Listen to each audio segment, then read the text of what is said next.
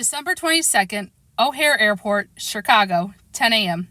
Miraculously, the McCallisters made it to the airport just in time to board the 747 bound for Paris. The four adults sat in the first class section. The kids sat in coach. Peter and Kate were still trying to catch their breaths as the jet took off with a soar and nosed its way up into the sky. "I can't believe we made it," Kate sighed happily. "Hey, it's Christmas," Peter whispered, squeezing her hand.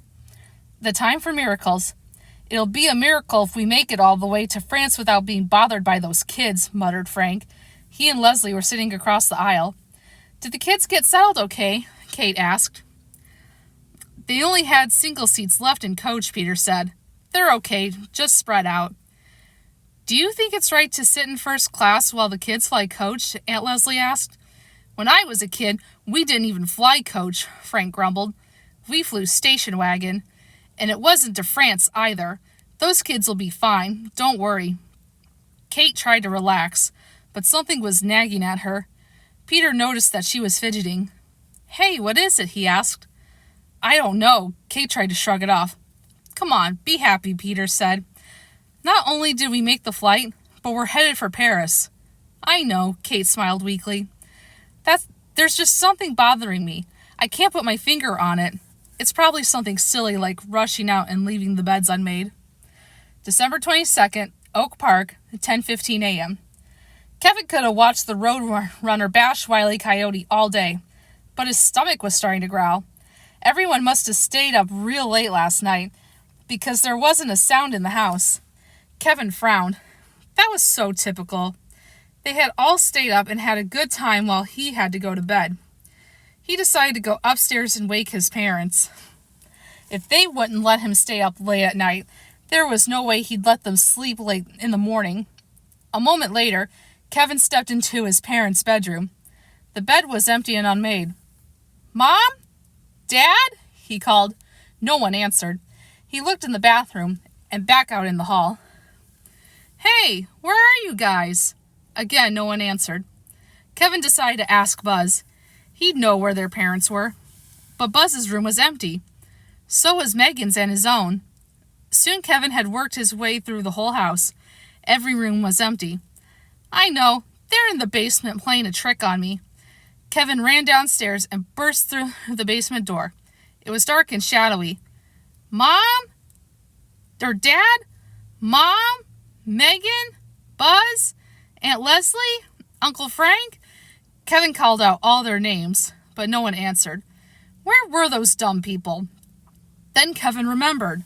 France! They were all supposed to go to France today.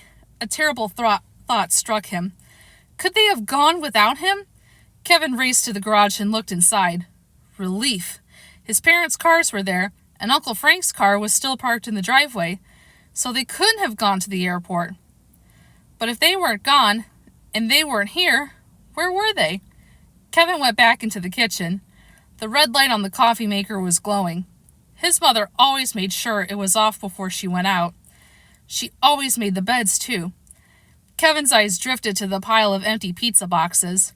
And his mom was always made sure the garbage was thrown. Kevin gasped, remembering the fight over the pizza the night before. He'd wish his family would disappear. Could it be? Was it possible? "I made my family disappear," Kevin whispered.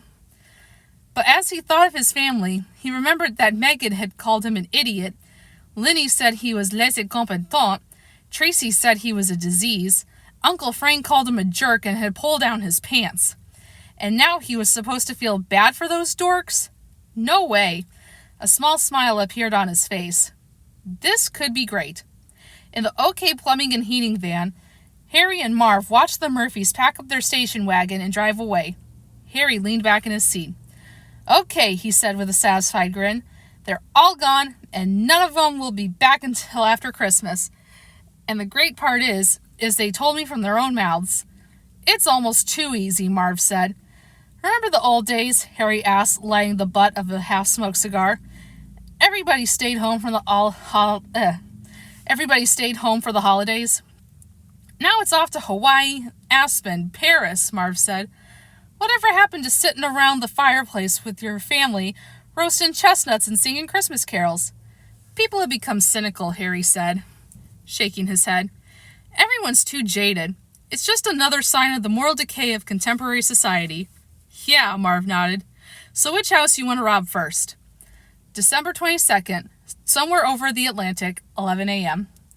Kate still couldn't shake the feeling that something wasn't right.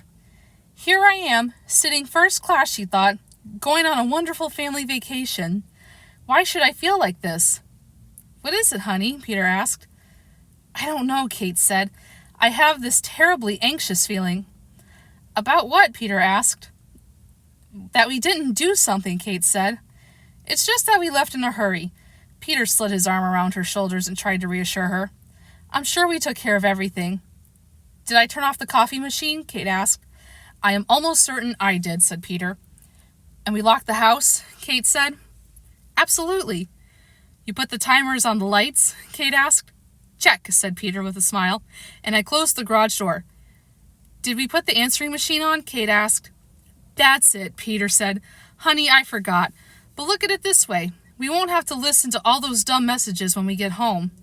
And anyone with something important will call again. Kate nodded. Do you feel better? Peter asked. Now that we know what it is? But Kate shook her head. That wasn't it. I don't get it, said Peter. What else could it be? December 22nd, Oak Park, 11:30 a.m. Munching on a bag of popcorn he'd just nuked in the microwave, Kevin stepped back into Buzz's room. This was great. Just great. He could get his revenge on everyone. He could do whatever he pleased. Hey, Buzz, he shouted gleefully. I'm in your room, and I'm gonna go through all your private stuff. You better come out and pound me. Nah. He knew that Buzz kept a secret suitcase under his bed with all kinds of cool stuff in it. Kevin crawled under and pulled the suitcase out. Oh, cool, he whispered as he opened it and found a whole mat of firecrackers and a box of BBs. Whoa, Kevin thought. What does Buzz need these for? Unless he has a BB gun. Kevin jumped up and looked around.